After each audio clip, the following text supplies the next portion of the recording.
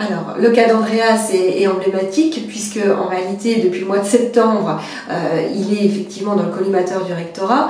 Il a été suspendu à titre conservatoire. On n'a toujours pas la décision de la commission de discipline du 14 mars qui devait prononcer une sanction, mais il a été suspendu donc du 6 décembre au 6 avril.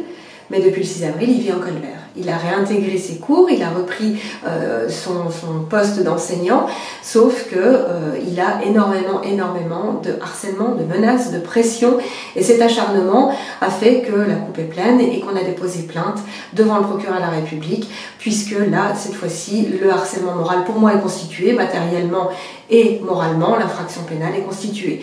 Pourquoi? Parce que on lui a supprimé, alors quand je dis on, c'est le proviseur lui a supprimé des notes qu'il avait établies avec ses élèves, puisqu'il avait souhaité depuis le mois de septembre privilégier l'oral avec ses élèves. Il en avait clairement fait état devant les élèves qui ont fait des efforts donc à l'oral. Il avait mis un coefficient 4, et il se trouve que ces notes ont disparu.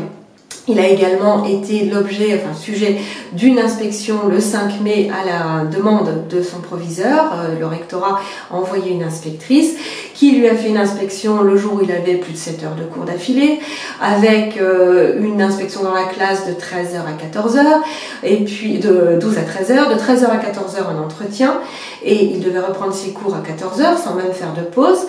Et finalement, l'entretien qui a tourné uniquement autour de ses positions éthiques, philosophiques, politiques sur la vaccination, l'entretien s'est terminé à 15h, ce qui fait qu'il a raté 1 heure de cours. Les élèves ont dû aller en permanence, et il a enchaîné ensuite avec donc le reste de son programme de l'après-midi.